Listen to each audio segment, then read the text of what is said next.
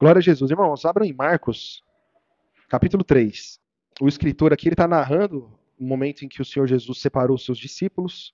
O Senhor Jesus vinha fazendo já milagres, curando, fazendo obras ali no meio do povo. E no verso 20, capítulo 3 de Marcos, verso 20, diz assim: E foram para uma casa, e afluiu outra vez a multidão, de tal maneira que nem sequer podiam comer pão. E quando os seus ouviram isto, saíram para o prender, porque diziam: Está fora de si. Essa tradução aqui é uma tradução que está bem ao pé da letra, né? Então é um pouco difícil de entender o que o texto está dizendo. Mas basicamente o que o texto diz aqui é que o Senhor Jesus movimentou muita gente. E a multidão que andava com Jesus ficou de uma forma que eles ficaram até incapacitados de comer. Ou seja, ele atraiu tantas pessoas após si, as pessoas estavam tão interessadas e tão envolvidas com a mensagem de Jesus, com o que ele tinha para falar, que as pessoas não tinham nem como sair para comer. Estavam vivendo ali de uma forma dedicada, né, a ouvir o que o Senhor Jesus tinha para falar. E aí aqui ele diz assim: e quando os seus ouviram isso, quem eram os seus? Sua mãe, os seus parentes, saíram para o prender, porque diziam: está fora de si. Então parecia uma loucura. Então, os irmãos percebem que a busca pela verdade, pela salvação, pela obra do evangelho, causa espanto em algumas pessoas. Parece que o cristão ele está fora de si, não é? A gente já falou isso muitas vezes aqui, né? É um fanático, é um fanático. E na verdade, irmãos, as pessoas viam, sem dúvida nenhuma, como acontece hoje, né? Muitas pessoas veem a obra de Cristo com os olhos, muitas vezes carnais, buscando aquilo que ele pode oferecer para suas vidas pessoais ali, para sua vida material. Nós vemos que quando o Senhor Jesus começa a falar de espírito e de salvação, não são todos, né? Não é mais uma multidão que o segue. Mas o fato, né, irmãos, é que a palavra de Jesus, as boas novas do reino, elas atraíram muitas pessoas. Na sequência aqui, eu vou pular essa parte, eu não vou ler, mas é a parte em que os fariseus acusam o Senhor Jesus de estar expulsando os demônios e fazendo as obras por Beelzebu. Os irmãos devem lembrar dessa passagem. E na sequência aqui, irmãos, verso 31. Chegaram então os seus irmãos e sua mãe e, estando fora, mandaram-no chamar. E a multidão estava sentada ao redor dele e disseram-lhe: Eis que tua mãe e seus irmãos te procuram e estão lá fora. E ele lhes respondeu dizendo: Quem é a minha mãe e os meus irmãos? E olhando em redor para os que estavam assentados junto dele, disse: Eis aqui a minha mãe e os meus irmãos. Porquanto qualquer que fizer a vontade de Deus, esse é meu irmão e minha mãe, minha irmã e minha mãe. Então, aqui o Senhor Jesus Cristo faz uma separação do material do espiritual. Ele está mostrando aqui que, na verdade, ele separou a humanidade em carnais e espirituais. A família dele já não era mais a mãe, Maria e os irmãos, Tiago e os outros irmãos de Jesus. Mas ele estava dizendo: aquele é aquele que faz a vontade de Deus. Esse é o meu familiar. E isso é muito interessante, irmãos. Isso é muito importante para nós entender isso tudo. O esforço, né? E a gente vem, não sei se os irmãos perceberam, mas a gente vem trazendo algumas pregações ultimamente que tem reforçado a importância da comunhão. É o Espírito Santo que está movendo a igreja. É o Espírito Santo que está trazendo esse entendimento, reforçando essa pregação, esse entendimento, para que nós venhamos valorizar e venhamos perceber a importância da união e do amor entre os irmãos. Então aqui, não importa que era a mãe, que eram os irmãos, eles estavam querendo tirar o Senhor Jesus de lá. Eles estavam olhando aquilo ali, para eles aquilo ali não estava normal. Não estava normal. Não precisa de tudo isso. Precisa de toda essa perseguição. As pessoas estão querendo te matar. Esses homens aí agora não saem nem para comer. Estão te acusando aí de filho de Beelzebu, de eu expulsar demônios por Beelzebu. Estavam tratando o Senhor Jesus como alguém comum.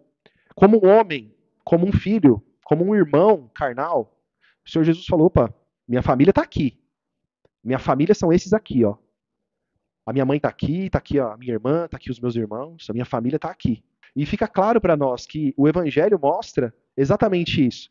O Evangelho fala, por exemplo, do Adão e o Senhor Jesus como aquele que é o segundo Adão.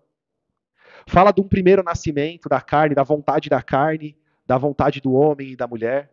e fala daquele que é nascido de Deus, segundo a fé, aquele que é regenerado.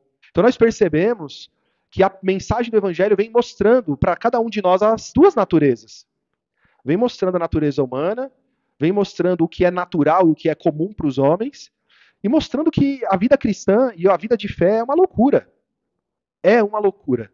E aqui nós vemos, então, essa mensagem.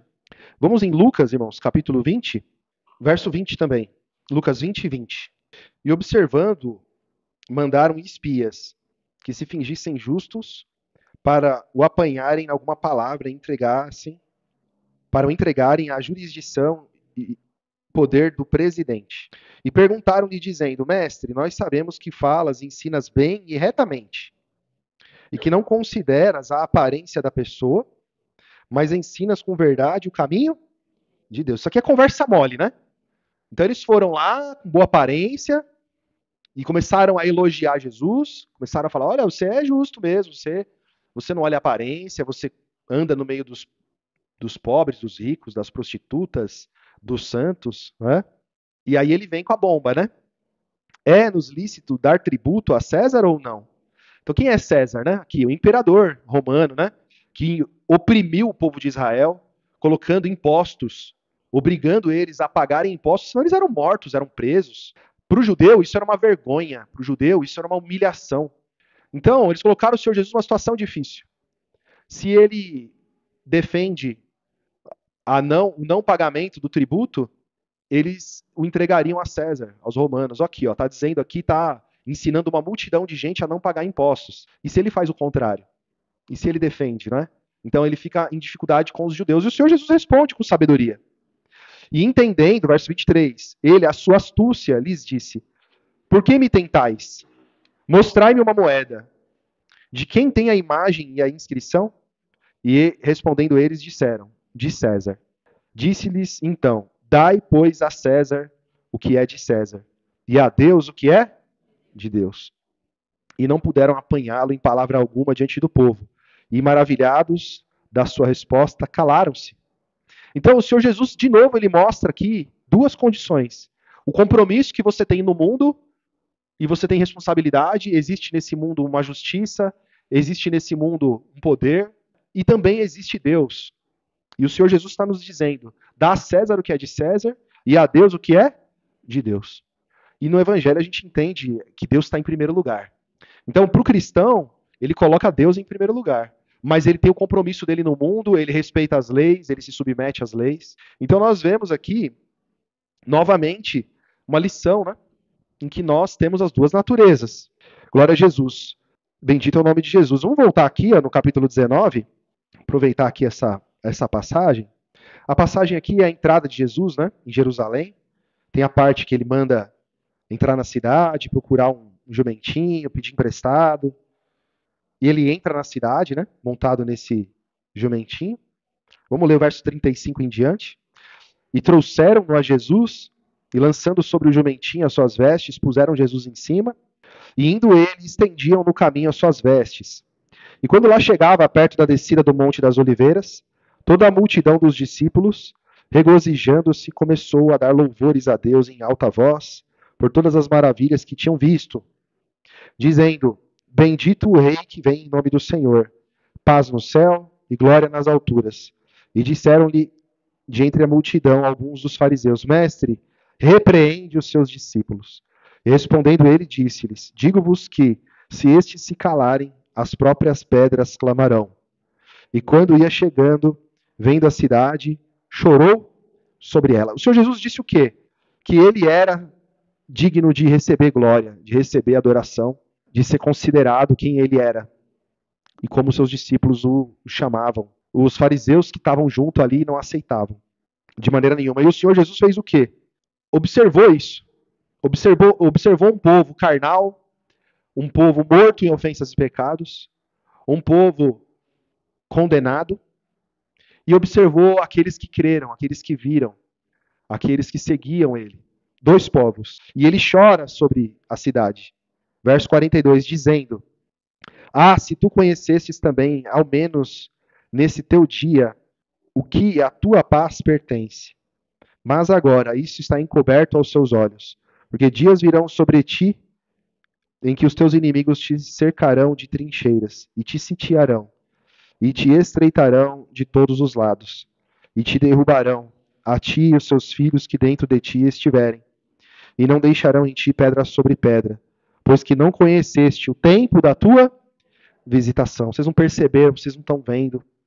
E o Senhor Jesus não ia impedir que Israel passasse por esse momento. Não é isso que ele está dizendo. O Senhor Jesus está falando da salvação. O Senhor Jesus está falando da ressurreição. O Senhor Jesus está falando da vida, do perdão, da justificação. E estava vendo um povo batalhando pelas coisas desse mundo. Um povo que ama esse mundo, que ama as coisas desse mundo, combatendo contra a salvação. O Senhor Jesus chorou, falou: vocês estão cegos. Os seus olhos não podem ver. Ao menos se vocês soubessem uma paz que foi derramada sobre vocês. A paz de vocês está aqui, falando com vocês, e vocês não observam isso, não aceitam isso. Então o Senhor Jesus vem falando de salvação. O Senhor Jesus vem falando de vida eterna. O Senhor Jesus vem falando de vida espiritual para um povo que só olha as coisas materiais, que só deseja as coisas desse mundo. Glórias a Jesus, bendito é o nome de Jesus. Então, irmãos, vamos pegar um texto de João. Se os irmãos puderem colocar uma marcadora aí, depois a gente vai voltar. João 2. Esse texto aqui, muitos até hoje não entendem, né? É um texto que as pessoas só conseguem enxergar com os olhos carnais também. E aqui existe a mensagem, uma mensagem espiritual, né? Verso 13, capítulo 2 de João, verso 13. E estava próxima a Páscoa dos judeus, e Jesus subiu a Jerusalém. E achou no templo os que vendiam bois e ovelhas e pombos e cambistas assentados. E tendo feito um açoite de cordões, lançou todos fora do templo, também os bois e as ovelhas, e os espalhou. E espalhou o dinheiro dos cambistas e derrubou as mesas.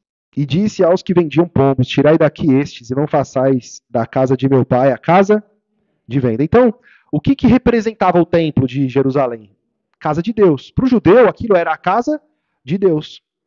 O Senhor Jesus pega a imagem real daquilo que estava acontecendo ali, um lugar que é a casa de Deus, sendo tratado como um lugar de comércio, onde cada um tira o seu sustento, o seu proveito, usando daquele momento, usando daquela oportunidade, com oportunismo, aproveitando para obter lucro próprio. As pessoas estavam ali envolvidas em comércio, em um lugar ali que, em teoria, deveria ser um lugar para adoração, um lugar de santificação.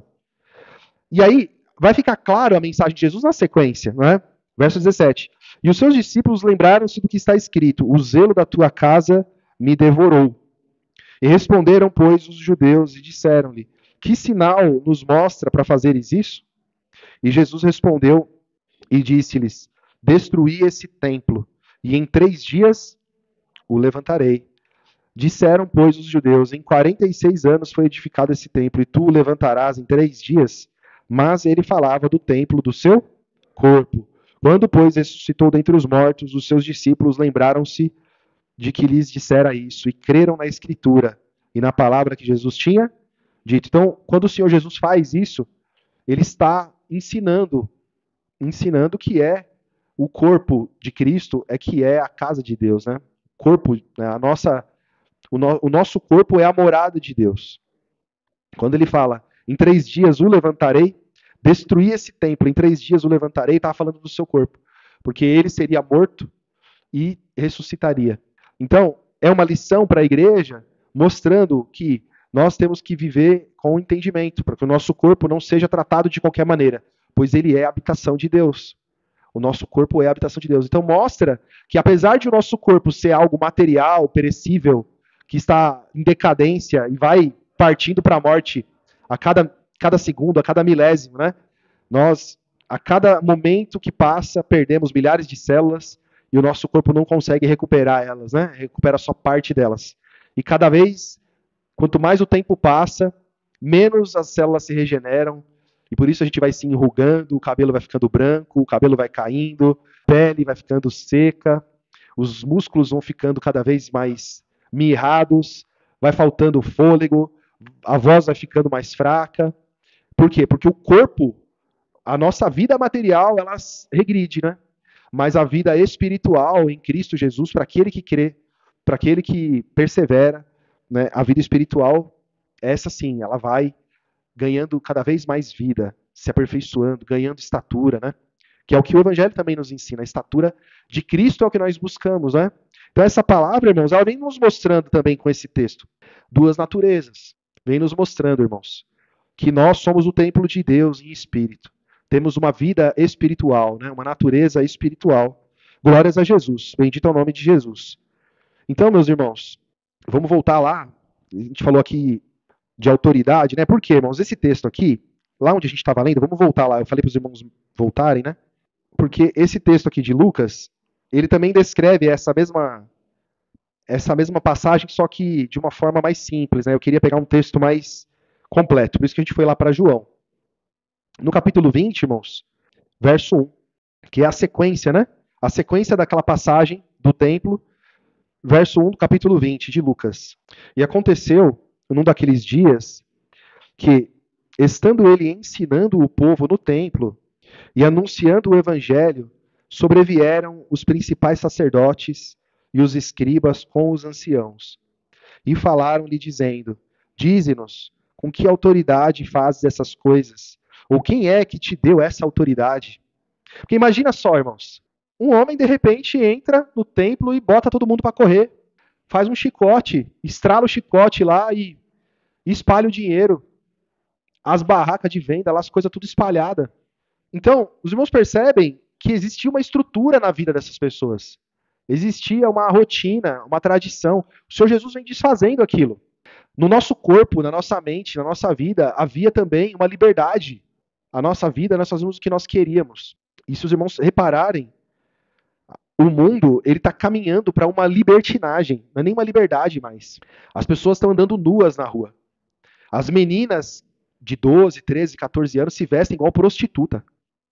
Desculpa falar uma verdade aqui. Antigamente, as mulheres da vida, né, que é uma outra forma de falar essa palavra que eu falei, né? As mulheres da vida que se vendiam por dinheiro, elas se vestiam às vezes mais discretamente do que as meninas saem para uma festa hoje, que vão na feira, vão no mercado. Crianças se vestindo de forma sensual, não é? Então, os irmãos percebem que existe essa liberdade que o mundo vem cada vez mais ganhando espaço, né? A moral humana e até a moral cristã, vamos dizer assim, porque querendo ou não importa se muitas religiões se desviaram da verdade, mas existe ainda, vamos dizer assim, um legalismo, né? Onde as pessoas achavam, até pouco tempo atrás, imoral a mulher mostrar as coxas, marcar o corpo, mostrar o decote. Antigamente, eu me lembro, na minha infância, né? Eu já estou velho também, né? Mas quando eu era menino, uma pessoa que tinha tatuagem, ela era considerada uma pessoa ligada a alguma criminalidade. E hoje em dia já não é mais assim. Já virou uma coisa natural, já virou hoje, vamos dizer assim, um adorno. Então, os irmãos vão percebendo que essas coisas elas vão sendo naturalizadas com o passar do tempo, e muitas dessas coisas vão sempre levar as pessoas a ficarem cada vez mais distantes de Deus, achando as coisas normais, né? Essas coisas naturais. E a palavra vem mostrando que o Senhor Jesus Cristo vem falando para nós, né? Que nós temos hoje uma natureza espiritual, nós somos família de Deus, filhos de Deus, em espírito. Né? Então eles questionam a autoridade de Jesus. Que autoridade é essa? Quem é que te autorizou a fazer isso? Verso 3. E respondendo ele, disse-lhes: Também eu vos farei uma pergunta. Dizei-me, pois, o batismo de João era do céu ou dos homens? E eles arrazoavam entre si, dizendo: Se dissermos do céu, ele nos dirá: Então por que não crestes? E se dissermos dos homens, todo o povo nos apedrejará, pois tem por certo que João era profeta. E responderam que não sabiam de onde era. E Jesus lhes disse: Tampouco vos direi com que autoridade eu faço isso. Porque se o Senhor Jesus fosse falar da autoridade, o Senhor Jesus iria abrir os mistérios do Evangelho para eles. Eles não queriam ouvir o Evangelho. Eles queriam acusar o Senhor Jesus. Eles queriam matar o Senhor Jesus. Eles queriam castigar, levar ele à morte. Por quê? Porque o Senhor Jesus estava desfazendo uma tradição que eles viviam. Glória a Jesus. Então, meus irmãos, Vamos para Lucas também, capítulo 7, irmãos. Por quê? Porque esses homens, eles não creram em João Batista, né? Ainda que, quando eles iam ter com João Batista para ser batizados, muitos deles foram, né? E João Batista falou, né? Raça de víboras, quem vos ensinou a fugir da ira futura? Mas muitos nem foram ser batizados por ele. Muitos não creram em João Batista. Capítulo 7, irmãos, verso 24. É Jesus falando de João Batista aqui. Tudo isso por quê, irmãos? Porque João Batista, ele foi preso. E no momento de aflição, ele questionou, ele queria saber se realmente ele estava fazendo certo, se ele estava anunciando mesmo o Filho de Deus ou não, porque ele começou a ver a situação da vida dele, ele prestes a morrer, bateu uma incredulidade, é o que dá a entender. E o Senhor Jesus, apesar de tudo, né, irmãos, nós temos que entender que aqui é um processo ainda, vamos dizer assim, é como se o reino dos céus ainda não tivesse iniciado, é como se o evangelho ainda não tivesse pronto. Não que ele não tivesse, mas como se não tivesse sido entregue. E na verdade, nós entendemos que quando desce o Espírito Santo, é que eles entendem tudo. Nós percebemos, né, durante a leitura dos evangelhos, que muita coisa que o Senhor Jesus fez, eles só foram entender quando o Espírito Santo é enviado. Porque o papel do Espírito Santo justamente é fazer a gente lembrar o que o Senhor Jesus ensinou, né, e nos ensinar todas as coisas, nos fazer entender todas as coisas. Então aqui o Senhor Jesus Cristo, depois de ser questionado pelos discípulos de João, depois de dar sinais e mostrar para eles, agora volta lá e fala para João tudo que vocês viram, tudo que vocês presenciaram, né? E aí ele vai falar de João Batista, verso 24. E tendo se retirado os mensageiros de João, começou a dizer à multidão acerca de João: o que saístes a ver no deserto? Uma cana abalada pelo vento? Mas que saístes a ver? Um homem trajado de vestes delicadas? Eis que os que andam com preciosas vestiduras e em delícias estão nos passos reais. Mas o que saístes a ver? Um profeta? Sim, eu vos digo, e muito mais do que um profeta. Este é aquele de quem está escrito: eis que envio o meu anjo diante da tua face, o qual preparará diante de ti o teu caminho. E eu vos digo que entre os nascidos de mulheres não há maior profeta do que João o Batista, mas o menor no reino de Deus é maior do que ele. E todo o povo que o ouviu e os publicanos, tendo sido batizados com o batismo de João, justificaram a Deus. Mas os fariseus, os doutores da lei, rejeitaram o conselho de Deus contra si mesmos, não tendo sido batizados por ele. Tá vendo, irmãos? Não foram batizados por João Batista. Verso 31. E disse, acho que até o 30 tá bom, irmãos. Aqui eu já percebi que ele vai para um outro entendimento, né?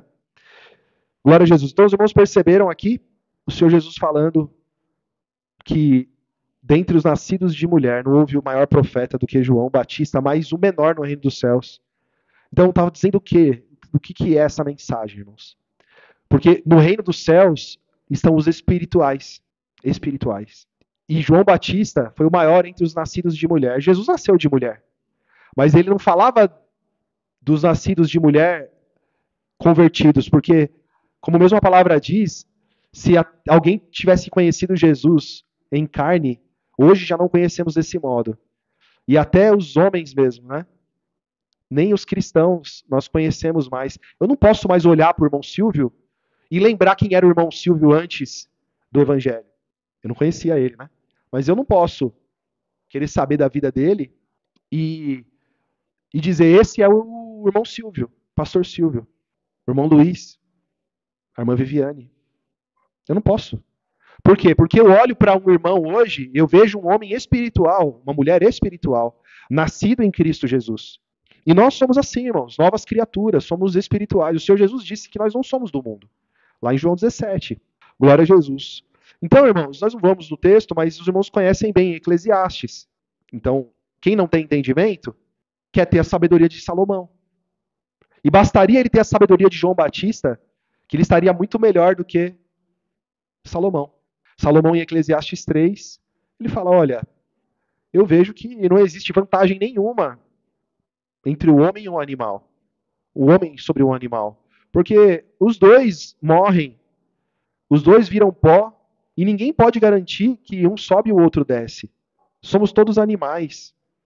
Então, o que importa para nós é aproveitar essa vida. O fruto do seu trabalho, isso é um dom de Deus.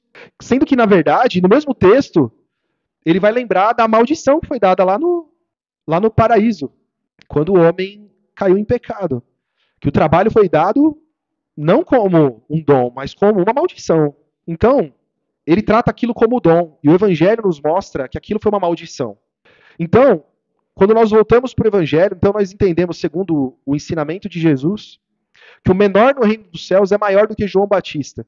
E João Batista é maior do que todos os outros, né? Que vieram antes dele. Os homens, né? Segundo a carne. Então, irmão, segundo o Espírito, é a nossa vida. Nós somos a família de Deus. Glória a Jesus. Bendito é o nome de Jesus. Vamos em Lucas de novo, irmãos? Nós estamos em Lucas, na verdade, né? Tem um texto que fala sobre... Deixa eu ver se está no 20. Está no 20, sim. Capítulo 20 de Lucas de novo, irmãos. Verso 27.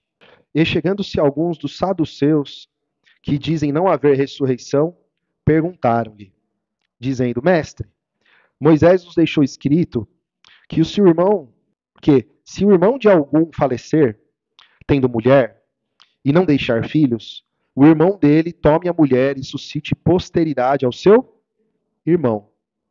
Então o que eles estão dizendo aqui? Eles estão trazendo uma situação. Eles não acreditam que existe a ressurreição. Ressuscitar dos mortos, que é a mensagem de Jesus. Os saduceus não acreditavam nisso. Então, eles trazem uma lição da lei. O que a lição da lei dizia? Olha, se você tem um irmão, o seu irmão se casou, ficou doente, morreu por alguma razão e não teve filhos. Então, você precisa fazer o quê? Fazer uma descendência para o seu irmão. Então, o que seria isso? Fazer um filho na mulher do seu irmão, para que a vida do seu irmão continue. Porque quem não crê em salvação, e isso vem do judaísmo, né? Hoje eles criaram uma salvação que não está nas escrituras deles, né? Eles criaram outro grupo de escrituras para crer numa salvação, porque claramente nas leis, estatutos e ordenanças não tem nenhuma promessa de vida eterna, nenhuma. Então Moisés, o que ele fez? Ele ensinou a você garantir que a descendência do seu irmão continue. Então se ele morrer, você casa com a mulher dele, faz um filho na mulher dele, e aí vai ter então uma sequência da vida do seu irmão, porque você fez um filho na mulher dele. Mais ou menos isso, né? Então, por que isso tudo? Porque não há esperança. Não há esperança. E aí a mensagem do Evangelho vem nos mostrar, irmãos, através desse texto, né, que isso é uma grande loucura. Né? Vamos continuar aqui o argumento deles, né? Vamos ver o 28 de novo, dizendo, Mestre, Moisés nos deixou escrito que se o irmão de algum falecer tendo mulher e não deixar filhos, o irmão dele tome a mulher e suscite posteridade a seu irmão. Houve, pois, 7 irmãos, e o primeiro tomou mulher e morreu sem filhos. E tomou o segundo por mulher, e ele morreu sem filhos. E tomou o terceiro igualmente, também os 7, e morreram e não deixaram filhos. E por último, depois de todos, morreu também a mulher. Portanto, na ressurreição, de qual deles será a mulher? Pois que os 7 por mulher a tiveram. Os irmãos entenderam a lógica? Então, segundo o judaísmo, que só conseguia olhar as coisas desse mundo, que só conseguia ver vida, alegria, como dizia a sabedoria de Salomão, nesse mundo, então, como é que vai ser no céu, então? Quem que vai ser a mulher? De quem vai ser o marido dessa mulher, que teve 7 maridos? Verso 34, respondendo Jesus, disse-lhes, os filhos desse mundo casam-se e dão-se em casamento.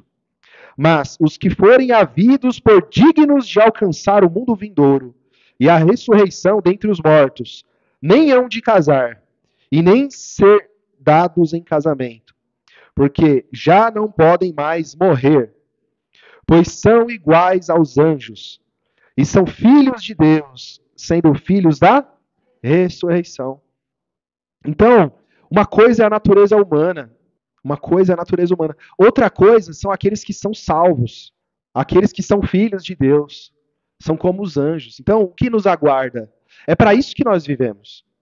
Nós vivemos hoje assumindo essa natureza, que nós somos filhos de Deus, que nós somos pertencentes ao reino de Deus. Então, voltando lá no início da pregação, quando o Senhor Jesus dava vida pelo Evangelho, que a multidão o seguia, que o Senhor Jesus falava, não parava de falar um segundo, não perdia tempo, pregava de dia, orava de noite. E os próprios familiares falam, ele está maluco, ele está louco. Vamos tirar ele de lá. A nossa vida hoje, irmãos, também deve ser uma vida de diligência pelo Evangelho. Uma busca, nós temos que ter essa busca para que nós venhamos alcançar. Aqui ele fala de dignidade.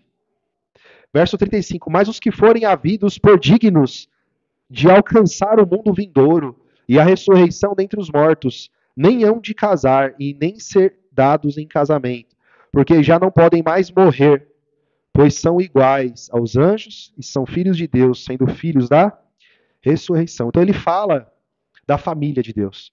Ele fala dos filhos de Deus, daqueles que creem em Jesus, que perseveram até o fim. Então nós temos que ter esse entendimento. A palavra, ela quer nos trazer contentamento, quer nos trazer disposição, quer nos dar vigor para valorizar e para não olhar para a vida cristã algo cansativo. Isso aqui não é nenhum sacrifício. Isso tem que ser prazer para todos nós. Jesus está falando, eu quero ouvir ele falar. Então, essa é a mensagem de hoje, irmãos. Glória a Jesus por ter nos feito filhos de Deus, pela sua palavra, pela sua obra, pelo seu sangue que nos justificou. Em nome de Jesus. Amém, irmãos? Vamos agradecer a Deus em nome de Jesus.